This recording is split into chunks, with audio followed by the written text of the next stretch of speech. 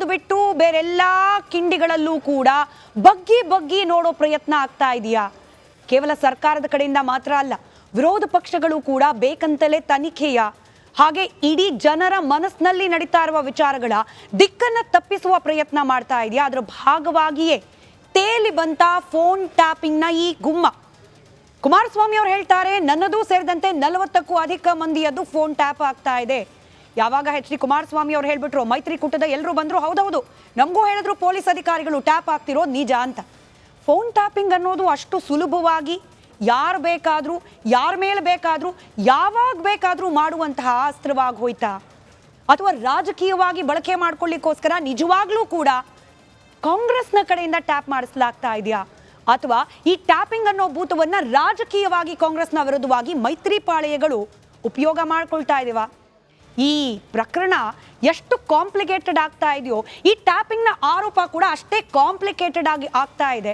ಯಾಕೆ ಅನ್ನೋದನ್ನ ಈ ರಾಜಕೀಯ ನಾಯಕರ ಹೇಳಿಕೆಗಳಲ್ಲಿ ಗಮನಿಸಿ ನಂತರದಲ್ಲಿ ಚರ್ಚೆ.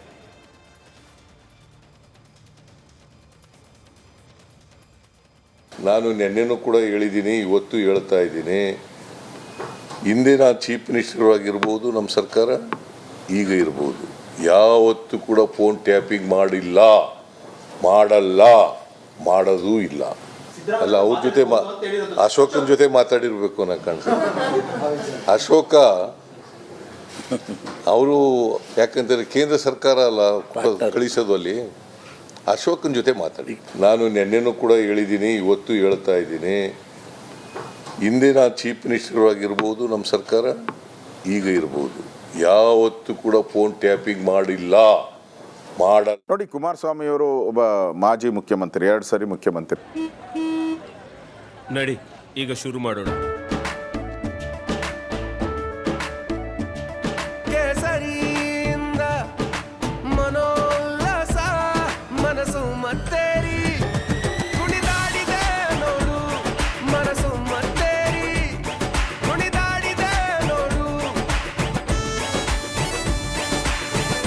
ಕ್ಷಣ ಕ್ಷಣವೂ ಆಚರಿಸಿ ಕೇಸರಿ ಹಬ್ಬ. ವಿಮಲ್ ಬಾಯಲ್ಲಿ ಹೇಳಿ ಕೇಸರಿ ಗಳಾಗಿದ್ದಾರೆ. ಅವರ ತಂದೆನೂ ಪ್ರಧಾನಿ ಮಂತ್ರಿ ಆಗಿದ್ದವರು. ಅವ್ರಿಗೂ ಭಾಳಷ್ಟು ಅಧಿಕಾರಿಗಳು, ಪೊಲೀಸ್ ಅಧಿಕಾರಿಗಳು, 100 ಜನ ಕಾಂಟ್ಯಾಕ್ಟ್ಸ್ ಇದ್ದಾರೆ. ಈ ಮಾಡೋದು ಏನೇನು ಮಾಡ್ತಾ ಇದ್ದಾರೆ ಅದೆಲ್ಲ ಅವ್ರ ಇನ್ಫಾರ್ಮೇಷನ್ ತೊಗೊಂಡೇ ಮಾತಾಡಿದ್ದಾರೆ. ಇನ್ಫಾರ್ಮೇಷನ್ ಇಲ್ದಿರ ಕುಮಾರಸ್ವಾಮಿಯವರು ಮಾತಾಡಿಲ್ಲ. 100% ಇನ್ಫಾರ್ಮೇಷನ್ ಇಟ್ಕೊಂಡೇ ಮಾಡಿದ್ದಾರೆ. ಫೋನ್ ಟ್ಯಾಪಿಂಗ್ ಮಾಡಿದ್ದಾರೆ ಅಂತಲೂ ಹೇಳಿದ್ದಾರೆ. ಎಷ್ಟು ಜನ ಮಾಡಿದ್ದಾರೆ ಅಂತಲೂ ಹೇಳಿದ್ದಾರೆ. ನಂಬರು ಹೇಳಿದ್ದಾರೆ, 40 ಜನದ್ದು, ನನ್ನ ಫ್ರೆಂಡ್ಸ್ಗಳದ್ದು, ನಮ್ಮದು ಇದು ಕುಟುಂಬದ್ದು ಎಲ್ಲ ಮಾಡಿದ್ದಾರೆ ಅಂತ ಹೇಳಿದ್ದಾರೆ, 40 ಜನದ್ದು. ಅಂದರೆ ಅಷ್ಟೆಲ್ಲ ನಿಖರವಾಗಿ ಹೇಳ್ತಾ ಇದ್ದಾರೆ ಅಂದರೆ ಕುಮಾರಸ್ವಾಮಿ ಅವರಿಗೆ ಅಷ್ಟು. ಸುಮಾರು 40 ಜನದ್ದು 45 ಜನದ್ದು ನನ್ನ ಸುತ್ತಮುತ್ತ ಇರ್ತಕ್ಕಂಥವ್ರು ಯಾರಿದ್ದಾರೆ ಅವರ ಎಲ್ಲರ ಫೋನು ಟ್ಯಾಪಿಂಗ್ ಆಗ್ತದೆ. ನನಗೆಲ್ಲ ಗೊತ್ತಿದೆ. ಬಹುಶೇಷದವ್ರ ಮಾಹಿತಿ ನನ್ನ ಫೋನ್ಗಳಲ್ಲಿ ಏನೇನು ಚರ್ಚೆ ಮಾಡ್ತೀನಿ ಏನೆಲ್ಲ ಒಟ್ಟು ಮಾಹಿತಿ ಇರ್ತದೆ. ರೇವಣ್ಣ ಫೋನ್ ಟ್ಯಾಪಲ್ಲಿ ಈ ಆಧುನಿಕ ಯುಗದಲ್ಲಿ ಏನು ಹೊಸ ಫೋನ್ ತಗೊಂಡ್ರು 24 ಗಂಟೆ ಆ ಫೋನು ಟ್ಯಾಪ್ ಆಗಿ ಫೋನ್ ಟ್ಯಾಪ್ ಆರೋಪ ಮಾಡಿದೆ ಸರ್. ಕುಮಾರಸ್ವಾಮಿ ರೇವಣ್ಣ ಅವ್ರ ಫೋನ್ ರಾಜ್ಯ ಸರ್ಕಾರ ಟ್ಯಾಪ್ ಮಾಡ್ತಾ ಇದೆ. ನನಗೆ ಗೊತ್ತಿಲ್ಲಪ್ಪ, ಐ ಡೋಂಟ್ ನೋ. ಯಾರೋ ಅಂತ ಮುಟ್ಟಾಳ ಕೆಲಸಕ್ಕೆ ನಮ್ಮ ಸರ್ಕಾರ ಹೋಗೋದಿಲ್ಲ. ಅಂತ ಮುಟ್ಟಾಳ ಕೆಲಸಕ್ಕೆ ಕಾಂಗ್ರೆಸ್ ಸರ್ಕಾರ ಯಾವ ಟ್ಯಾಪು ಮಾಡೋಂಥ ಅವಶ್ಯಕತೆಯೂ ಇಲ್ಲ. ಏನು ಅವ್ರೇನು ಟೆರರಿಸ್ಟ್ಗಳಿಗಾದ್ರೆ ಪರ್ಮಿಷನ್ ತೊಗೊಂಡು ಮಾಡ್ತಾರೆ. ಅವರು ನಮ್ಮ ರಾಜ್ಯದ ನಾಯಕರುಗಳು, ಅವ್ರಿಗೆ ಯಾಕೆ ಟ್ಯಾಪ್ ಮಾಡೋಕ್ಕೆ ಹೋಗ್ತಾರೆ? ಇಲ್ಲಿ ಫೋನ್ ಟ್ಯಾಪಿಂಗ್ ವಿಚಾರವಾಗಿ ಈಗ ಕುಮಾರಣ್ಣ ಅವರು ಏನು ಪ್ರಸ್ತಾವನೆ ಮಾಡಿದ್ದಾರೆ, ಬಹುಶಃ ಅವರಿಗೆ ಯಾವುದೋ ಒಂದು ಮೂಲದ ಮಾಹಿತಿ ಸಿಕ್ಕಿರ್ಬೋದು ಅಂತ ನಾನು ಅಂದ್ಕೊಳ್ತೀನಿ. ಆದರೆ ಒಂದು ನಾವೆಲ್ಲ ಗಮನಿಸ್ದಂಗೆ ಮೊದಲನೇ ದಿನದಿಂದ SIT ರಚನೆ ಆದ ದಿನದಿಂದ ಇವತ್ತಿನವರೆಗೂ ಪಾರದರ್ಶಕವಾಗಿ ತನಿಖೆ ನಡೀತಾ ಇಲ್ಲ ಅಂತಕ್ಕಂಥದ್ದು ಇವತ್ತು ಇಡೀ ರಾಜ್ಯದಲ್ಲಿ ಇವತ್ತು ಒಂದು ಪ್ರಶ್ನೆ ಎದ್ದಿರ್ತಕ್ಕಂಥದ್ದು. ಬಹುಶಃ ಕುಮಾರಣ್ಣನಿಗೆ ಎಲ್ಲೋ ಒಂದು ಕಡೆ ಮಾಹಿತಿ ಬಂದಿರ್ಬೋದು. ಯಾಕೆಂದರೆ ಸುಮ್ಮನೆ ಅವರು ಅಂದರೆ ಅನುಕೂಲ ಸಿಂಧು ಹೇಳಿಕೆಗಳ ಇವೆಲ್ಲವೂ ಕೂಡ, ಅಥವಾ ನಿಜಕ್ಕೂ ಕೂಡ ಎಷ್ಟು ಗಂಭೀರವಾಗಿ ಹೇಳಿಕೆ ನೀಡ್ತಿದ್ದಾರೆ ಅಷ್ಟೇ ಗಂಭೀರವಾದ ಸೋರ್ಸ್ನಿಂದ ನಿಜಕ್ಕೂ ಮಾಹಿತಿ ಸಿಕ್ಬಿಟ್ಟಿದೆಯಾ ಗೊತ್ತಿಲ್ಲ. 100 ಪ್ರಶ್ನೆ ಅಂತೂ ಇದ್ದೇ ಇದೆ. ಪ್ರಶ್ನೆಗೆ ಉತ್ತರ ಕಂಡುಕೊಳ್ಳೋ ಪ್ರಯತ್ನ ಈ ಚರ್ಚೆಯಲ್ಲಿ ಮಾಡ್ತಾ ಹೋಗೋಣ. ಚರ್ಚೆಯಲ್ಲಿ ಜಾಯ್ನ್ ಆಗ್ತಾ ಇದ್ದಾರೆ ಕಾಂಗ್ರೆಸ್ನ ಮಾಜಿ ಪರಿಷತ್ ಸದಸ್ಯರಾದ ಐವಾನ್ ಡಿಸೂಜಾ ಅವರು, ಹಾಗೆ ಬಿಜೆಪಿಯ ಪ್ರಧಾನ ಕಾರ್ಯದರ್ಶಿಯಾದ ಪಿ ರಾಜೀವ್ ಅವರು, ಆಮ್ ಆದ್ಮಿ ಪಕ್ಷದ ವಕ್ತಾರರಾದ ಅಶೋಕ್ ಮೃತ್ಯುಂಜಯ ಅವರು ಹಾಗೆ ಹಿರಿಯ ಪತ್ರಕರ್ತರು ವಿಶ್ಲೇಷಕರಾದ ವಿನಾಯಕ್ ಭಟ್ ಮೂರೂರ್ ಅವರು. ಡಿಸೋಜಾ ಸರ್, ತಮ್ಮಿಂದಲೇ ಪ್ರಾರಂಭ ಮಾಡ್ತೀನಿ. ನಾನು ಹುಟ್ಟು ಇರಲಿಲ್ಲ ಸರ್. 80ರ ದಶಕದಲ್ಲಿ ಈ ಫೋನ್ ಟ್ಯಾಪಿಂಗ್ ಅನ್ನೋ ಗಂಭೀರ ಆರೋಪ ಒಂದು ಸರ್ಕಾರನೇ ಉರುಳು ಹೋಗೋಗಿ ಮಾಡಿದ ಇತಿಹಾಸ ನಮ್ಮ ನಾಡು ಕಂಡುಬಿಟ್ಟಿದೆ. ಈಗ ಒಂದು ಅತ್ಯಂತ ಅಸಹ್ಯ ಅನಿಸುವ ಆರೋಪ ಪ್ರಕರಣದಲ್ಲೂ ಕೂಡ ಫೋನ್ ಟ್ಯಾಪ್ ಅನ್ನೋ ಆರೋಪ. ಹಿರಿಯರಿದ್ದೀರಿ, ಅನುಭವಸ್ಥರಿದ್ದೀರಿ, ಈ ರೀತಿಯ ಹೇಳಿಕೆಗಳು ಕೇವಲ ರಾಜಕೀಯ ಅಸ್ತ್ರವ ಅಥವಾ ನಿಜವಾಗ್ಲೂ ಟ್ಯಾಪ್ ಮಾಡುವಂತಹ ಅನಿವಾರ್ಯತೆ ಕಾಂಗ್ರೆಸ್ ಸರ್ಕಾರಕ್ಕೆ ಬಂದಿದೆಯಾ ಈ ಪ್ರಕರಣದಲ್ಲಿ ಅಂತ? ನೋಡಿ ಮೇಡಮ್, ಈ ಒಂದು ಈಗ ಪ್ರಜ್ವಲ್ ರೇವಣ್ಣ ಅವರ ಕೇಸನ್ನೇ ನಾವು ತಗೊಳ್ಳೋದು, ಅದರ ಬಗ್ಗೆನೇ ಮಾತಾಡ್ತಾ ಇದ್ದೀವಿ. ಕುಮಾರಸ್ವಾಮಿ ಅವರು ಅದರ ಬಗ್ಗೆನೇ ಇವತ್ತು ಉಲ್ಲೇಖ ಮಾಡಿದ್ದಾರೆ. ಯಾವುದೇ ವಿಚಾರಗಳಲ್ಲಿ ಇರ್ಬೋದು. ಇವತ್ತು ಪ್ರಜ್ವಲ್ ರೇವಣ್ಣ ವಿದೇಶಕ್ಕೆ ಹಾರಾಟ ಮಾಡಿದ್ದಾರೆ, ಡಿಪ್ಲೊಮೇಟ್ ಪಾಸ್ಪೋರ್ಟಲ್ಲಿ ಹೋಗಿದ್ದಾರೆ ಮತ್ತು ಅವರು ಗಂಭೀರವಾದಂಥ ಪ್ರಕರಣ ಎದುರಿಸ್ತಾ ಇದ್ದಾರೆ. ಇದೆಲ್ಲ ಬ್ಲ್ಯಾಕ್ ಆ್ಯಂಡ್ ವೈಟ್ ಇದೆ.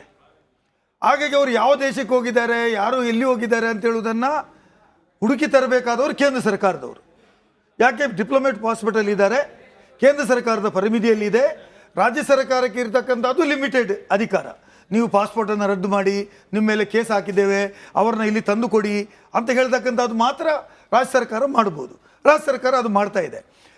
ಟ್ಯಾಪಿಂಗ್ ಮಾಡಿ ನಾವು ತಿಳಿದುಕೊಳ್ಬೇಕಾದದ್ದು ಏನು, ಇದು ಕುಮಾರಸ್ವಾಮಿ ಅವರು ಹೇಳಬೇಕು. ಮತ್ತು ಕುಮಾರಸ್ವಾಮಿ ಅವರ ಎಲ್ಲ ಹೇಳಿಕೆಗಳನ್ನು ಕೂಡ ನಾನು ಕೂಡ ಅವರ ಜೊತೆಯಲ್ಲಿ ಸಂಸದೀಯ ಕಾರ್ಯದರ್ಶಿ ಆಗಿದ್ದೆ, ಅವರ ಕೋalition ಸರ್ಕಾರದಲ್ಲಿ. ನಾನು ಅವ್ರ ಬಗ್ಗೆ ಭಾಳ ಹತ್ತಿರದಿಂದ ಕಂಡಿದ್ದೇನೆ. ಈ ಗಾಳಿಗೆ ಗುಂಡು ಹೊಡೆಯುವುದು, ಹಿಟ್ ಆ್ಯಂಡ್ ರನ್ ಮಾಡೋದು, ಇದು ಭಾಳ ಒಂದು ಅವರ ಏನು ಅಭ್ಯಾಸ ಆಗಿಬಿಟ್ಟಿದೆ. ಈಗ ನೀವು ಫೋನ್ ಟ್ಯಾಪಿಂಗ್ ಮಾಡಿದ್ದಾರೆ, 40 ಜನರದ್ದು ಮಾಡಿದ್ದಾರೆ, ರೇವಣ್ಣ ಅವ್ರದ್ದು ಮಾಡಿದ್ದಾರೆ, ನಂದು ಮಾಡಿದ್ದಾರೆ, ನನ್ನ ಮಗನ. ಅಯ್ಯೋ, ಈಗಿನ ಕಾಲದಲ್ಲಿ ಫೋನ್ ಟ್ಯಾಪಿಂಗ್ ಮಾಡೋದು ದೊಡ್ಡ ವಿಚಾರನೇ ಅಲ್ಲ. ನಾನು ಸತ್ಯ ಹೇಳಬೇಕಾದ್ರೆ, ನನ್ನ ಹತ್ರ ಯಾರಾದ್ರು ಅಧಿಕಾರಿಗಳು ಚುನಾವಣೆ ಸಂದರ್ಭದಲ್ಲಿ ಮಾತಾಡಬೇಕಾದ್ರೆ ಅವ್ರು ಏನು ಹೇಳ್ತಿದ್ರು ಅಂದರೆ, ನೀವು ವಾಟ್ಸಪ್ ಕಾಲ್ ಮಾಡಿ, ಅದರಲ್ಲಿ ಮಾತಾಡಿದ್ರು ಗೊತ್ತಾಗೋದಿಲ್ಲ, ಅದು ಟ್ಯಾಪಿಂಗ್ ಮಾಡಿದ್ರು ಗೊತ್ತಾಗೋದಿಲ್ಲ ಅಂತ ಹೇಳ್ತಾ ಇದ್ರು. ಅದ್ಯಾಕೆ ಹೇಳ್ತಾರೆ ಅಂದರೆ, ಈಗಿನ ಕಾಲದಲ್ಲಿ ಫೋನ್ ಟ್ಯಾಪಿಂಗು ಆ ರೆಗ್ಯುಲೇಷನ್ ಏನಾದರೂ ಮಾಡಿದ್ದಿದ್ರೆ, ಕಮ್ಯುನಿಕೇಷನ್ ರೆಗ್ಯುಲೇಷನ್ ಏನು ಮಾಡಿದರೆ, it's all coming under the central government, ಕೇಂದ್ರ ಸರ್ಕಾರ ಅಧೀನದಲ್ಲಿದೆ. ಕುಮಾರಸ್ವಾಮಿ ಅವರು ಅದರ ಭಾಗ. ಈಗ ಅವರು ಅದನ್ನು ಫೈಂಡ್ ಔಟ್ ಮಾಡಲಿ, ಯಾರು ಮಾಡ್ತಾರೆ, ಏನು ಮಾಡ್ತಾರೆ. Let us give some names. ಅಂದ್ರೆ ಈ ಫೋನ್ ಟ್ಯಾಪಿಂಗ್ ವಿಚಾರನು ಗಾಳಿಲಿ ಗುಂಡು ಹೊಡೆದ್ಬಿಟ್ರು ಅಂತ ರಾಜೀವ್ ಅವರು ಇದ್ದಾರೆ. ನೀವು ಒಂದು ವೇಳೆ ಹೌದು ಅಂತಾದ್ರೆ ಯು ಗಿವ್ ಸಮ್ ನೇಮ್ಸ್. ಇಂಥವ್ರದ್ದು ಮಾಡಿದಿರಿ, you are 2 time chief minister, ನಿಮ್ಗೆಲ್ಲ ಅಧಿಕಾರ ಇದೆ, 2 ಹೆಸರು ಕೊಡಿ. ಸಂಪರ್ಕದಲ್ಲಿದ್ದಾರೆ ರಾಜೀವ್ ಅವರು. ರಾಜೀವ್ ಸರ್, ಧ್ವನಿ ತಲುಪ್ತಾ ಇದೆಯಾ? ರೈಟ್, ಬಹುಶಃ ಸಂಪರ್ಕ ಕಡಿತ ಆಗಿದೆ. ಈಗ ವಿನಾಯಕ್ ಸರ್, ಫೋನ್ ಟ್ಯಾಪಿಂಗ್ ಅನ್ನೋ ವಿಚಾರವನ್ನ ಕುಮಾರಸ್ವಾಮಿ ಅವರು ಗಾಳಿಯಲ್ಲಿ ಗುಂಡು ಯಾಕೆ ಹೊಡಿತಾರೆ ಅಂತ ಹೇಳಿ, ಬೇರೆ ಏನೇನೋ ರೀಸನ್ ಇತ್ತು, ಹಂಗೂ ಸುಖ ಸುಮ್ಮನೆ ಆರೋಪ ಮಾಡಬೇಕು ಸರ್ಕಾರದ ವಿರುದ್ಧವಾಗಿ ಅಂತಂದ್ರೆ ಬೇರೆ ಏನೇನೋ ಮಾರ್ಗ ಆಯಿತು. ಅಷ್ಟು ಆಕ್ಯುರೇಟ್ ಆಗಿ 40 ಜನರದ್ದು, ನನ್ನದೂ ಸೇರಿದಂತೆ ನನ್ನ ಸುತ್ತಮುತ್ತಲಿರುವವರದ್ದು, ಇದು ಖಡಾಖಂಡಿತವಾಗಿ ಆಗಿರ್ತಕ್ಕಂಥದ್ದು. ಮತ್ತು ಮಾತನಾಡಿರೋದು ಮಾಜಿ ಮುಖ್ಯಮಂತ್ರಿಗಳು. ಈ ರಾಜ್ಯದಲ್ಲಿ ಪೊಲೀಸ್ ವ್ಯವಸ್ಥೆ ಹಾಗೆ ಈ ಟೆಲಿಕಾಂ ವ್ಯವಸ್ಥೆಗಳು ಹೇಗೆ ನಡೆಯುತ್ತೆ ಅನ್ನೋದನ್ನ 5 ವರ್ಷಗಳ ಆಗದೆ ಹೋದರೂ ಕೂಡ ಒಂದಷ್ಟು ಅವಧಿ ಕಣ್ಣಾರೆ ಕಂಡಿರ್ತಕ್ಕಂಥ